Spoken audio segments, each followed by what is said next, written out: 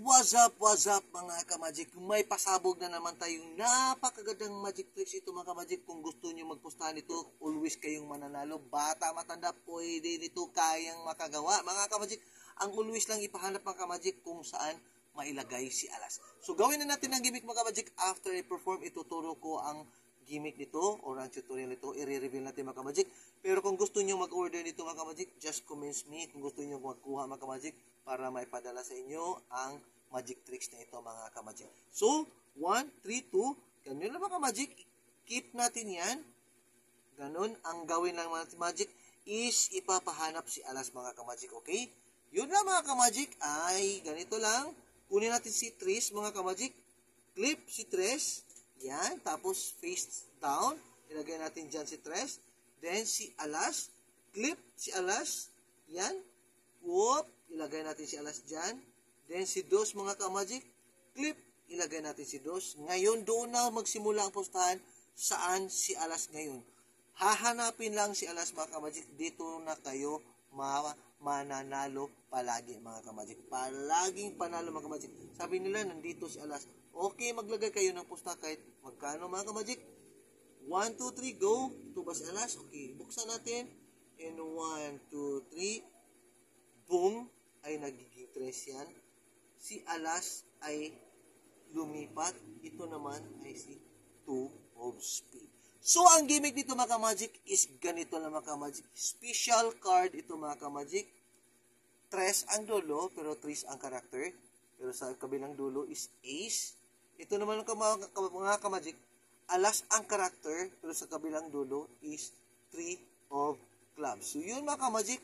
Yun ang kaibahan nila. Yan. Yun. Pero si Dos mga ka-magic is normal. So, ang gimmick dito mga ka-magic first. Ganito ang paggawa mga ka-magic. Ipapakita si alas dyan. Pero, tatabunan yan ni Tres. So, ito dapat hindi makikita. Yan ang tatabunan. Ito ang pinaka-importante. Tabunan yan. Ito naman ang dapat ding tabunan. Importante tabunan din yan. Ganyan. Yun na mga ka-magic. Ipapakita mo muna yan mga ka-magic. Tapos mga ka-magic, itaob mo yan lahat mga ka-magic. Tapos face down. Tapos spread out mo na naman na 3 brahalan talaga yan. Tapos ibalik sila mga ka-magic. Tapos i-close na naman sila mga ka-magic. Tapos yun na magsimula ang tricks. So sabihin mo mga ka-magic, always lang hahanapin si alas. Tapos spread mo niyang ganyan mga ka-magic. Spread lang ganyan. Yan. Tapos dito kahawak, i-clip natin si Tres. Kukunin natin si Tres. Face down. Ilagay natin si Tres dyan. Tapos naman si alas, i-clip natin si alas. Kasi ito ang hahanapin. Yan, face down, ilagay natin dyan. Tapos si Dos na ang pinakalas. Clip, ilagay natin si Dos dyan. Ngayon, doon na magsimula pustahan na saan ilagay si alas. Sabi nila, dito. Sige, magsimula na kayo magpustahan. Lagay nyo mga pustahan nyo. Alas. Sabi nila, alas, okay? Watch and learn. Boom. Nagiging 3 mga ka-magic. So, pagkuha nyo mga ka-magic, always itong kakaviran para hindi makikita mga ka-magic. Yan, pagkuha. Pag tingin mo mga ka-magic, pag makita na si alas, doon mo na tatamaan sa kamay mo para hindi makikita. Yan. Ganun mga ka-magic, boom, ay nagiging alas. Ito naman sa kabila mga ka-magic, pagkuha mo mga ka-magic, kakaviran mo naman itong 3 para ito na si alas. Yun. Tapos mga ka-magic, huwag mong bibitawan mo na mga ka-magic, kaviran at saka kaviran. Ganun mo na mga ka-magic. Yan ay si 2 of speed.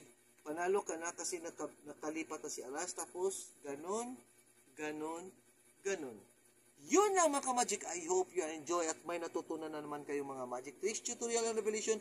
Please follow my page and like my YouTube channel, Crisanto Dayanag Muhit. If you like this video, please like and share and comments kung gusto nyong bumili sa magic card tricks na ito mga ka-magic. Let me know mga ka-magic. See you for the next episode and Vivat Jesus!